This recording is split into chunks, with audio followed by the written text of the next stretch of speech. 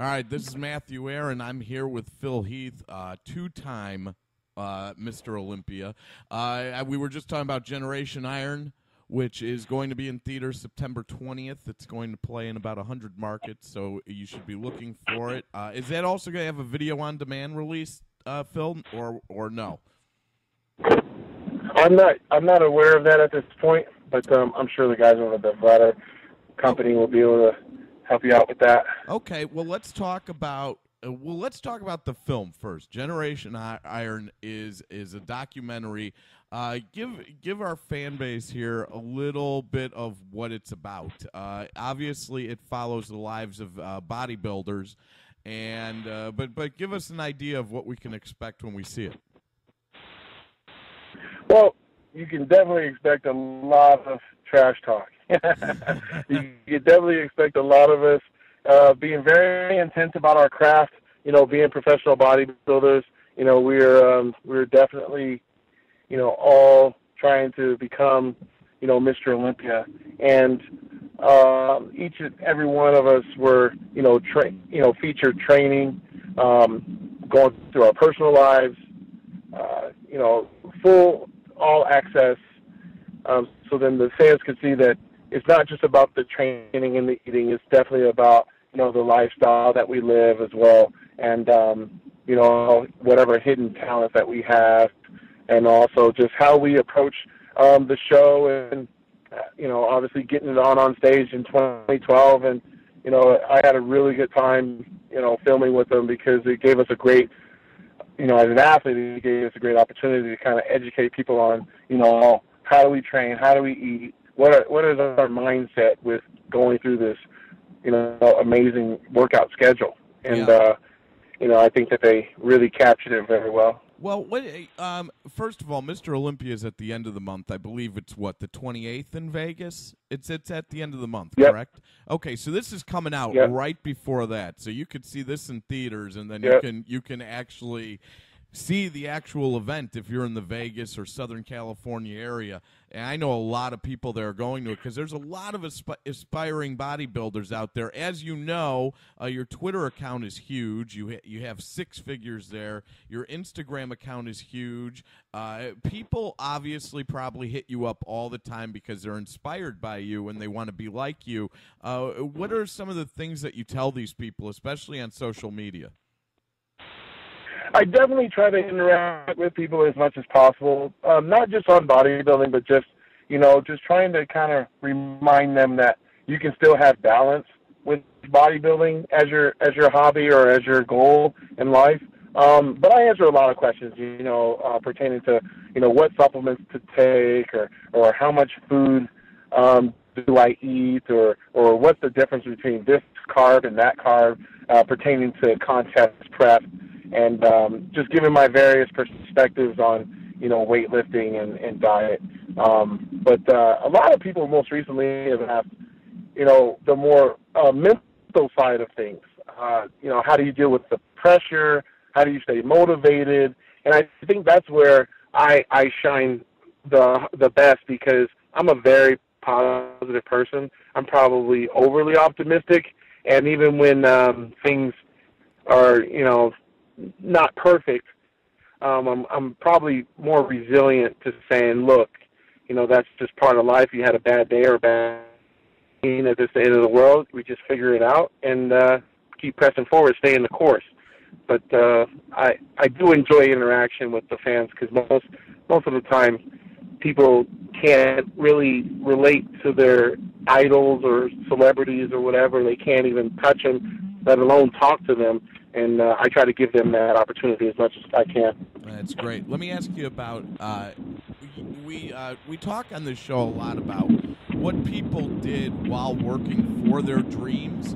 As a professional bodybuilder, obviously you have spent hours a day in the gym, especially when you're just starting out and getting your body to where it needs to be. What do you do for work when that's going on? What do you tell people to do?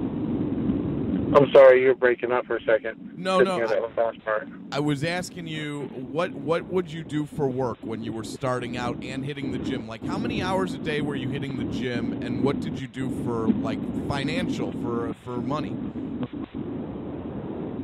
Oh, when I first started out bodybuilding, I was working 2 jobs. Wow. You know, just finishing up college at the University of Denver. And, you know, I was a broke college kid, but tried to, you know, work, you know, as much as possible outside of school so that I could afford the lifestyle of just eating. And, you know, I was able to do that. You know, I was never afraid to go get a job, if not 2 jobs. And I did that for a while until I got sponsored by Weider Health and Fitness, Weider AMI from magazine. And obviously after that, you know, I was able to quit my job, and which actually I didn't want to. I was working at a gym and I was working at a nightclub, and I enjoyed it, but it was just a better path for me to say goodbye to that and focus solely on, you know, bodybuilding. You know, let me. So you talk about getting your sponsorship. A lot of people, especially on Twitter and Instagram, are always looking to get sponsored. I don't know if you've noticed that. How did you come about your sponsorship? How did that all happen for you? I'm sorry, I don't know. I'm sorry. I couldn't hear what you said. I'm sorry, the internet's kind of bad. I was asking you how you got your sponsorship, because I think a lot of people on social media are asking, how do they get sponsored? They work real hard in the gym. And, yeah, how'd you get yours? Quite frankly, just by winning. Yeah. You know, it's as simple as that, really. In my situation, I was undefeated as an amateur, and it was pretty easy to kind of get sponsors back then because you know, they just wanted to attach themselves with someone that was coming up quick. And with my story being a former Division I basketball player, it was a better story. And then, you know, obviously I had 4-time Mr. Olympia Jay Cutler in my corner, passing my pictures along to various magazines saying, hey, keep an eye out for this kid because he's going to be great. And but for those that want to get sponsors, I mean, I always went about it feeling like you have to be able to have a good likeness. And I don't understand what that means. And, you know, obviously what you just described with my social media being so large, that's valuable to some companies, whereas some guys, they may have 100,000 people, but no one even cares about what they wear or why they eat something or why they, you know, train a certain way. And that's where they have to realize the sponsors have to get paid, you know, tenfold on what they're going to pay you, right, at least, just to make it, you know, a decent deal. So the days of just showing up, winning a couple competitions, and getting a check are over, and it's a lot more competitive. So it's really get sponsored, but they have to keep in mind that their likeness is everything. You got to have a pretty decent, clean record, and you have to have the ability to interact with people to get them to want whatever you're about, whatever you're branding yourself. They have to figure that out. And I mean, for me, you know, it was pretty easy, and it still is because, you know, I went to school for business, and I just feel like I have a good knack for that. But I was very fortunate, but at the same time, I mean, I earned those sponsorships, you know, by winning. That's great. So when you get sponsored, but let's go your backstory a little more here. Is you were a point guard in high school and college for basketball. I mean, I got to imagine then, you know, point guards aren't big built guys. I mean, what do you have to do to get to your body from being a point guard to where it is now? Well, if anyone were to see the photos, you know, of me when I played in high school, let alone college, would automatically see that I had a good level of muscularity even back then. I wasn't as far as massive, but I was pretty well put together. You know, I had, you know, chest, I had arms, I had shoulders. You could tell that I had definition, you know, and I had calves, and, you know, I had a good foundation going in. I think, you know, for me, what ended up happening was just realizing that, okay, now I need to not train functionally as a basketball player, but train as a bodybuilder. And really the eating was the hardest part. Gosh, I mean, that was just the the hardest part, learning to, you know, what to cook, what not to make, you know, the nutrient timing with everything. I had to read so many darn books and magazines. It was crazy. And still to this day, I mean, I still do trial and error. But, you know, collectively over the last 11 years, I was able to put on a lot of mass and do it slow. I was on average, I put on 3 to 5 pounds every year. And, you know, I've always stuck to that because to me, that's realistic. Yeah. What about people who work out? Like, I work out every single day, and I have someone that put together a plan for me. I go to the gym. I eat right. What about people that say you can work out too much in the gym, that it's bad for your muscles? I mean, you hear all these things from all these people. Obviously, you spend a lot of time in the gym. What's the difference between your lifestyle and how it works for you and the regular gym goer? I've learned that it's not just the training, but, you know, obviously the diet is very, very important. But lastly, it's making sure that you take equal amount of time, if not twice as much time, learning how to recover.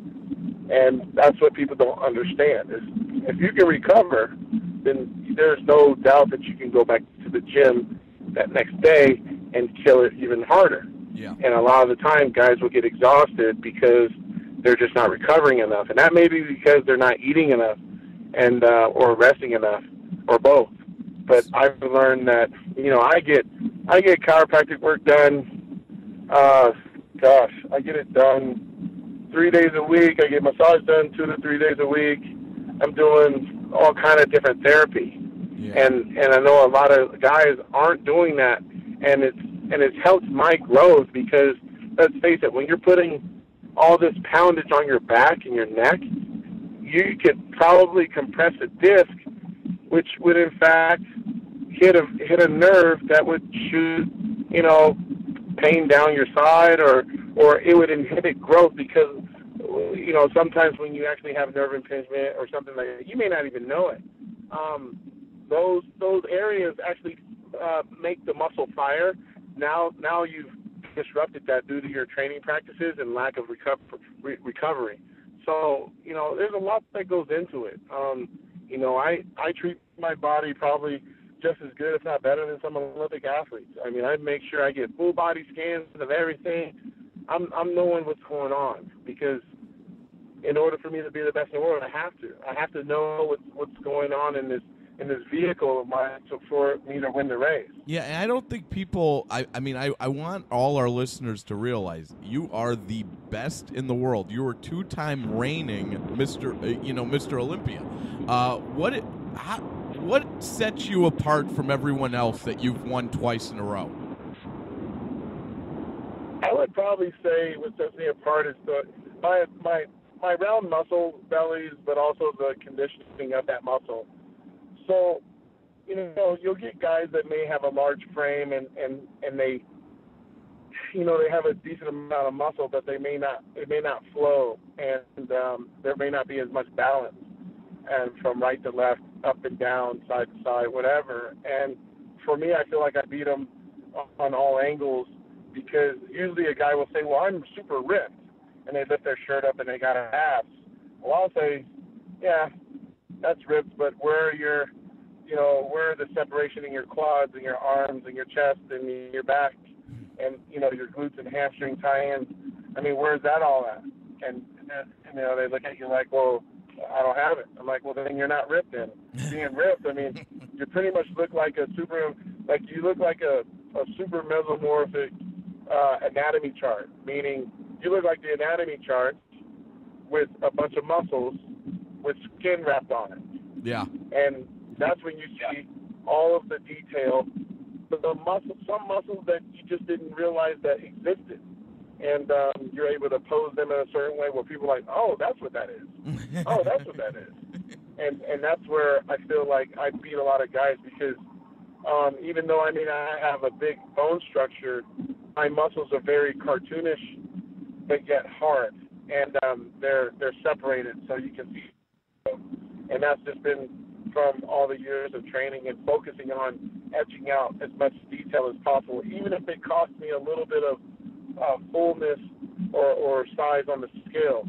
I've been more focused on the conditioning because I want people to think like, wow, it looks like it hurts, but he's smiling, you know? Yeah. And the muscles actually pop, just like a cartoon hero. And that's what I want, you know, and that's what I feel like I beat a lot of guys on. Yeah, that's great because I love going to the gym and people talk about how they have abs, but it's just skin and bone. They're just so skinny. It's like an actual muscle. You got to see the muscles. Yeah. And I think you're right about that. Yeah, it's funny. I was going to ask you, you've been in the Arnold Classic. Have you gotten to meet Arnold? Yes, I've gotten to meet Arnold a few times, and you know, I hadn't won his contest, so I never got the handshake and a trophy and a check. But I'm thinking of doing one of his contests 2 weeks after the Olympia in Madrid, Spain.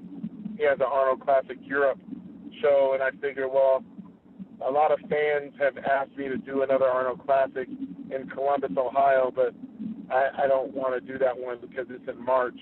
I'd rather just do it as I'm already in shape after the Olympia. Yeah. And 2 weeks after, because I can hold that instead of having to diet half the year.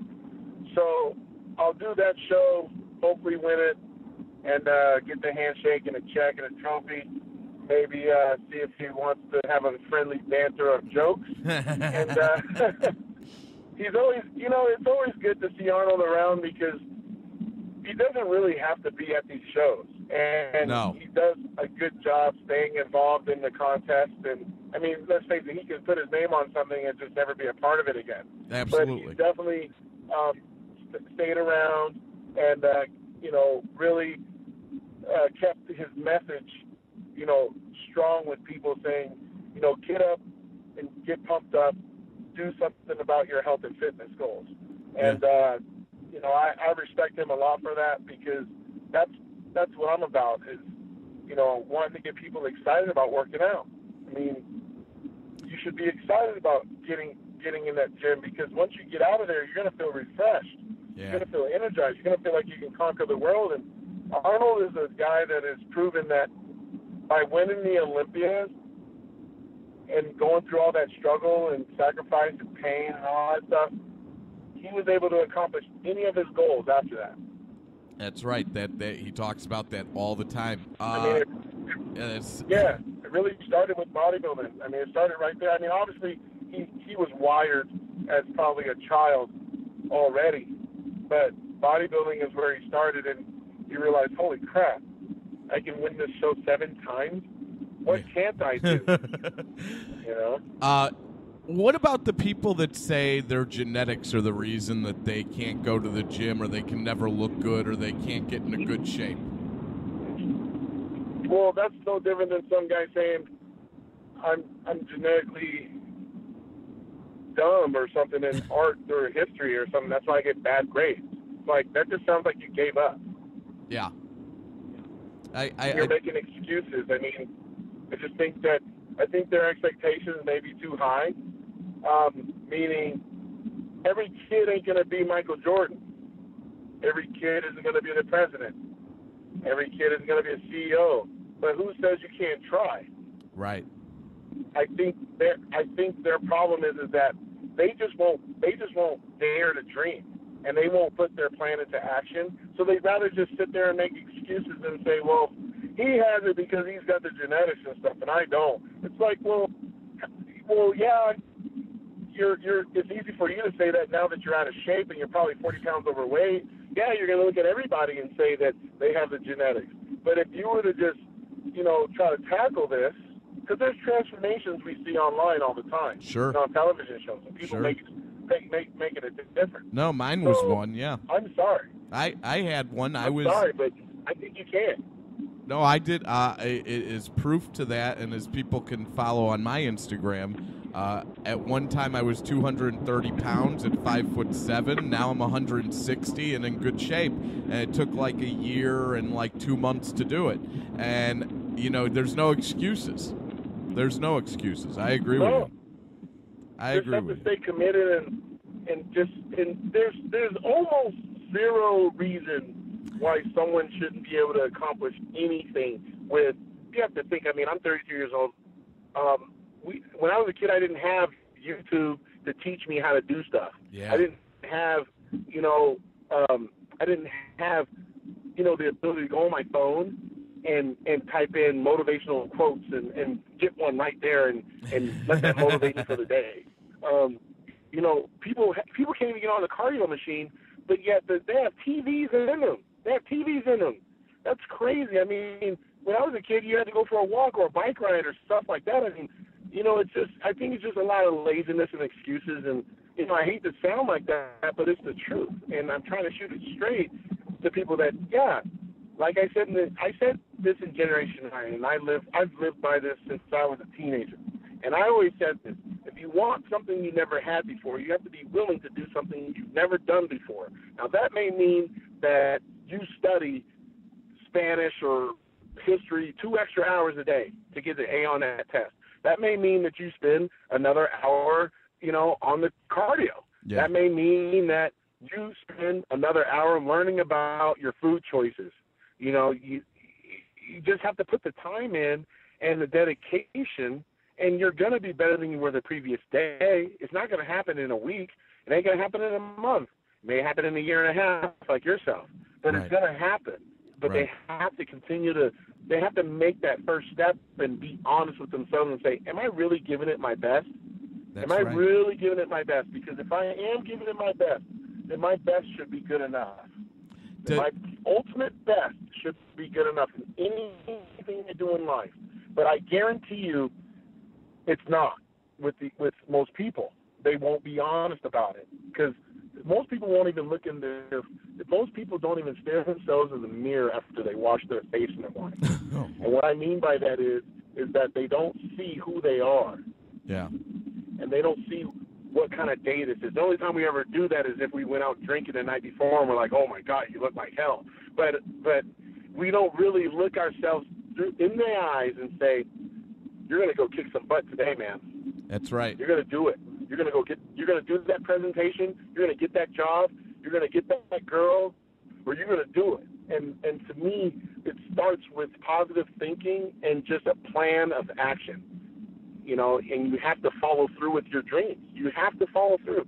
And we live in a society, I'm sorry, but we don't follow through. We talk a good game, though. Oh, yeah, I'm eating right. I'm doing this, and I just need to go get, lipo and this and that. I'd rather resort to that. And it drives me nuts. I'm thinking, no, you don't. No, you don't. Just get your ass in that gym, and you'll get it done. Well, and people... And they can. Right. People will be able to see this in Generation Iron, which is in theaters on the 20th of September. And, I mean, there is even a character in the film that I know of is a amateur bodybuilder. It's like he's working to be a bodybuilder. So you could see what kind of steps this process is you go through in this process, but you also see how much hard work that you have to put in this film, correct? Oh, absolutely. I mean, if it was easy, everybody would be good. And that's where, the cream always rises to the top. And, we all started as an amateur. We all started with the dream of, hey, I want to get in shape. And, it's always, it's your own personal battle. And, I salute anyone that decides to make a difference with their health and fitness goals. Because you get one body, you better take care of it. And to see people care that much about their emotional health and their physical health, that's cool, because those are the people that are going to be able to, rise above obstacles and probably live a better, happier life, in my point of view. I mean, you'll be more resilient. Even if you had surgery or whatever, you'd be more resilient to get back to work because you're in shape, and a lot of these guys, with the amateurs and stuff, they sometimes get discouraged, but I'm the first one to tell them, hey, look, some people take a long time to turn pro. Some people never turn pro. Mm-hmm. But can you be better than where you were 10 years ago? Okay. Sometimes that has to be okay, because for me, I played basketball. I wanted to play in the NBA and played college, didn't have a great college career at all, one bit, but I learned a lot, and I was able to get a Division I scholarship to a prestigious university, and I had to be okay with that. That was as far as I could take it. And overall, I'm glad that I got that far. And I think that's where some guys and girls have to realize, like, there is a point, but you don't have to stop. You don't have to stop, but just don't get down. Don't get negative about it. Yeah. This is something that's supposed to be happy. No one's putting a gun up to your head to make you eat that or go to the gym. You do it because you like it. If you don't, then don't do it. Yeah. I would not be doing this if I didn't like it. I love the results. That's why I like it. Do I like having to get up, all hours of the night to go do an extra hour of cardio? Probably not, but I make it fun for myself. Yeah, why is cardio? I'll put on a playlist. Why is cardio so important for a guy like you? A lot of people think it's just lifting. Why cardio? Well, we got to exercise the most important muscle, the heart. So that's definitely key. I'm a firm believer in doing, cardiovascular work. Cardiovascular health is very, very important. Yeah. Simple as that. But in regards to losing weight, losing fat, you definitely have to get that heart moving. So that's where, with the weightlifting in conjunction with, some good cardiovascular stuff, you're hitting all angles to burn fat and retain lean muscle. What's a good cardio workout would you recommend? What do you think's a good cardio workout? I firmly believe that it's on the person. I have used the bike. I've actually done spin classes, which is pretty ridiculous, seeing me on one of those things. But my goal is usually to keep my heart rate at above 65% of its maximum. So whether that be walking on the treadmill, walking on a step mill, an elliptical, or a bike, I change it up a lot because I just get bored. Yeah. And I want to get a change. I can't just do the same thing. So even this year, I ended up buying a different piece of cardio equipment for my home use just so then I could change things around. And, I don't walk outside, so it's different. It's harder. If I could walk a trail or something, I would have just done that. But I think everyone should just try different types. It works different muscles for sure, but make sure you get that heart rate up. Buy a chest monitor so you can figure it out, and you want to get that heart pumping, and sometimes you don't realize it, but you're not going as fast as you need to, or the resistance isn't set high enough. So then you can kind of play around with it as well. But there's various different types, but the heart rate thing for me, I would want to average. If my watch said you averaged for myself, it's like in between 142 and 147 beats per minute. If it said I averaged 145 for my entire, then I'm good. Yeah, and how much time do you think you spend doing cardio a day? Oh, man. It all depends on the prep, but normally it's 45 minutes twice a day. Ooh, baby, 45 minutes. Now, is that just during Olympia season, or is that in off season too? Yeah, so in off season, we'll take it down to just 30 to 40 minutes, 4 days a week. You live a little. You live a little in off season. But here's the thing. I mean, off season, I'm trying to gain more size. But a lot of guys in the gym, I'm sure you've seen it. Oh, I don't want to do cardio because I don't want to lose my size and this and that. It's like, bro, that ain't muscle that you just gained. You don't gain 30 pounds of muscle in like 2 months. Like that ain't ever gonna happen. Yeah. If that happens, I want what you're taking. But what I want to know the secret. But normally it's a lot of water retention and some fat storage, and your muscles may look rounder because of that extra water retention. So they don't, they look at the scale and they're like, oh yeah, I'm 250 pounds, like this is great. And then you see them weigh on stage at a local show and they weigh 185, and you're thinking, gosh, so what did that weight really go? Because that just meant to me that you dieted off, more muscle.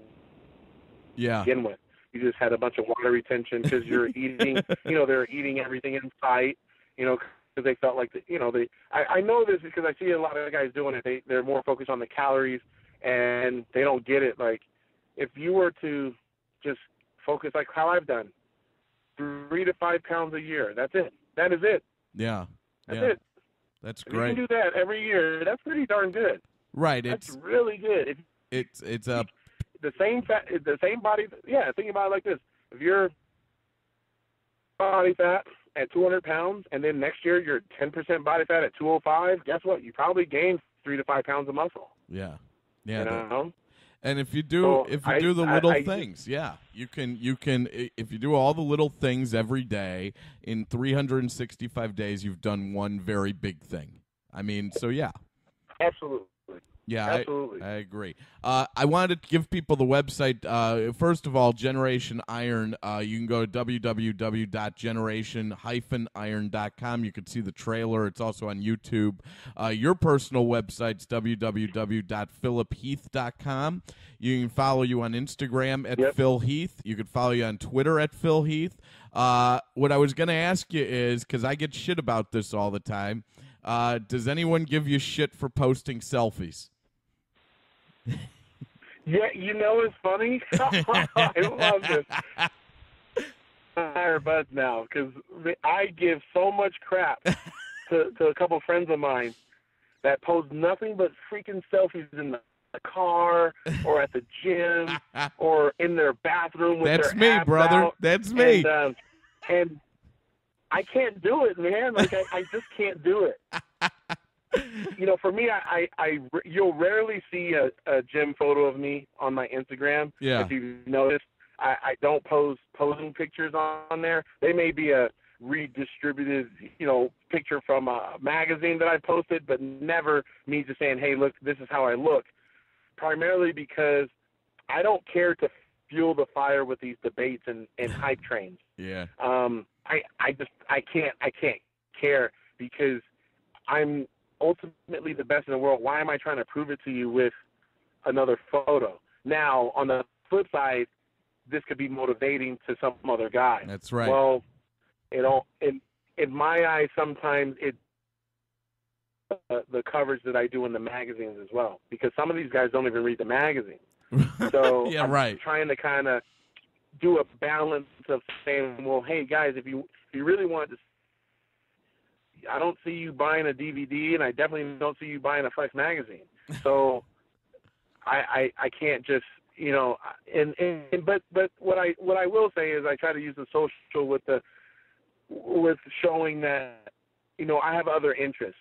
Yeah. And actually I've learned that I have a lot of common interests with a lot of my fan base, which is great. Yeah. And then they can kind of see like, oh, he's just like us. It's like us weekly, right? Like, oh, they're like us. They shop at the same place. They eat the same food. We wear the same sneakers. Yeah. And I try to do that. I ain't gonna lie. If I were to start showing pictures of me, like in the gym or at home, like with just posing trunks or without a shirt, people wouldn't even go to the Olympia. Yeah. They would not have to go. That's true. I mean, they may sound arrogant, but it's not. That's a fact. I mean, I won the last 2 years, and I know I'm looking better than last year. So if I were to post this, all they're going to do is just do a snapshot and compare it to every other guy that wants to take a selfie. But but on the funny side of it, yeah, man, I give crap to some of my buddies. Because if you do more than 5 within like a couple of days, I'm like, whoa, hey, slow down. Slow down. Are you doing a live, Matthew? I'm doing about one a day. I do one a day. Okay, one a day. One a day is cool, and if you do a good caption. Yeah. Hey, I'm excited to get to the gym. But what kills me is when the guys are like, just don't do the bathroom ones in public. in the public bathroom. I've done a few, but not many. Not many, but I've done a few of those. Oh man, It's funny. I do one. What I do is on my Instagram, and I'll tag you in something so you can see it. But what I do is I do the selfie. I do one of those things you see with all the bodybuilders now, where they do the collages. So I do a selfie with the with the music I'm listening to, with the gym equipment I'm using. And at first, yeah, I was getting a lot of shit, but then two things happen. One, it motivates me because I see a picture of me every day on Instagram, and I'm like, all right, gotta keep going. Think of how you're going to look in a year. And then the other thing was, there are legitimately people that are like, you're inspiring me. This is great. And then you're like, oh, well, that's kind of cool, too. That I agree. For you, but see, here's the difference. For you, you actually have a story, right? So you a weight loss challenge, whatever, like, and this is what keeps you inspired. Now you get some other gym rat that's all he is, and it's like, come on, dude. Like, I don't really, because I mean, you know what I'm saying. You get the guys above 200 pounds that are posing pictures and stuff, and I'm like, I almost want to tag them and say, where are your titles? Yeah, right. And then you see them at their house, and they're like broke. They have like nothing there because they spent all their time at the gym. Right. So that's why I laugh, because I'm thinking, well, okay, it goes. Hey, trust me, I've given a lot of women crap for that too. Yeah. Because I say, wow, you're posing your ass. Because girls will ask me like, hey, I need to get sponsored. And I go, well, you're giving up the farm for free. And they're like, well, what do you mean? I go, you're posing in your freaking bathroom, which, by the way, needs to be cleaned. And you know what I'm saying? I mean, you're posing in the bathroom that needs to be cleaned, and it's you're posing with your ass out and your boobs out. Why would someone even pay you? Like, they're getting it for free. Right. Why do it? I agree with you. It's like, they can get now when you're trying to, I mean, and that goes back to what we were talking about before about sponsorship. Imagine if you could get $1 per like. Yeah. See, these guys, I'm not going to call them meatheads, but I'm going to say these guys and girls that want to get involved and they're into it for the wrong reason. They're into it not for, providing motivation. That's just them probably trying to sound politically correct. They're doing it because they want the likes. They want the attention. And then they want to get discovered. Well, you couldn't even get $1 or 10 cents per like showing your naked ass. So that to me, honestly, that would hurt my feelings more than anything. Like, wow, like only 500 likes? Yeah. Not even on a popular page, and I didn't show my bare ass if I was a chick. I didn't squatted and did all this stuff, and I turned around, did the twist with my booty out, with my boobs out, with holding my breast with one arm and taking the picture with the other arm. Like, I did this, and I got nothing? Huh.